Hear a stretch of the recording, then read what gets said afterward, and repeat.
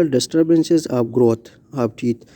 اور ڈسٹربنس ہے کہ جو گروتھ آف ٹیتھ کو جو ہے نا افیکٹ کر سکتے ہیں، مطلب ایرپشن کے سٹیجز کو ڈیلے کر سکتے ہیں یا خراب کر سکتے ہیں یا ختم کر سکتے ہیں، اس کو ہم پڑھنے والے ہیں، ٹھیک ہے. سو پریمیچور eruption deciduous teeth that have erupted into oral cavity are occasionally seen in infants. deciduous teeth جو ہے نا وہ زیادہ تر بچوں وغیرہ میں، انفینٹس وغیرہ میں ہوتے ہیں، ٹھیک ہے. اس کے ایرپشن بچوں میں ہوتی ہے، ٹھیک ہے. when teeth are present in birth it is known as natal teeth. جب برتھ کے ٹائم پر کسی بچے یا کسی بچے کے جو ہے نا ٹیتھ موجود ہوتے ہیں، اس کو ہم کہتے ہیں نیٹل ٹیتھ، ٹھیک ہے. برتھ کے ٹائم پر یہ بھی کنڈیشن ہو سکتا ہے کہ جب کوئی بچہ پیدا ہوتا ہے نا، سو اس کا ٹیتھ جو ہے نا کچھ دو ٹیتھ جو ہے نا موجود ہوتے ہیں، اس کو ہم کہتے ہیں natal teeth. Teeth which erupt prematurely in the first 30 days of life is known as neonatal teeth.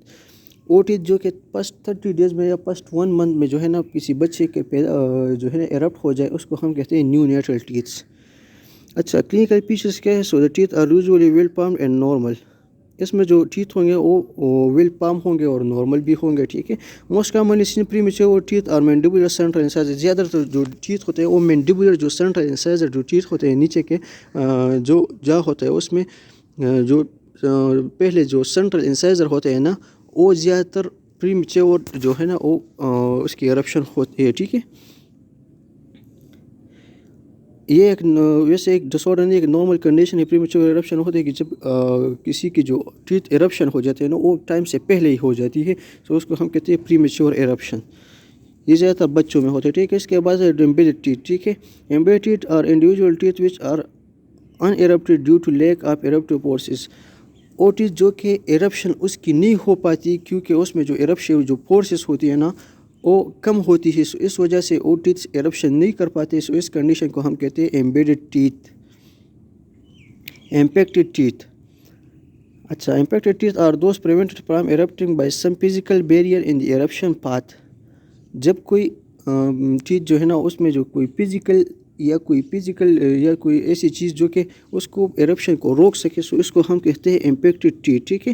Most common impacted teeth are mandibular third molar and maxillary cuspid. اس میں زیادہ تر جو ٹیتھ افیکٹ ہوتے ہیں جو فزیکلی جو اس کو افیکٹ کرتے ہیں کہ وہ ایرپشن نہ کر سکے، سو اس میں زیادہ تر ٹیتھ ہوتے ہیں مینڈیبولر ترل مولر اور میگزیلری کسپڈ جو ٹیتھ ہوتے ہیں وہ زیادہ تر اس میں موجود ہوتے ہیں، ٹھیک ہے.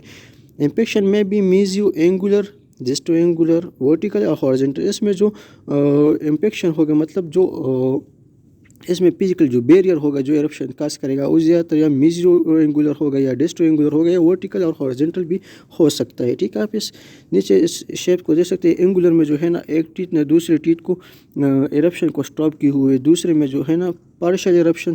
اس میں جو ہے تھوڑا بہت ایرپشن ہو جاتے ہیں لیکن جو ٹیتھ ہوتا ہے وہ کمپلیٹ ایرپشن نہیں ہوتا کیونکہ اس میں جو ہے نا اس نے جو ہے نا اس کا فزیکل بیریئر پام کیا ہوتا ہے. جبکہ تیسرا ہارزنٹل ہوتا ہے، اس میں کمپلیٹلی ایرپشن نہیں ہوتا.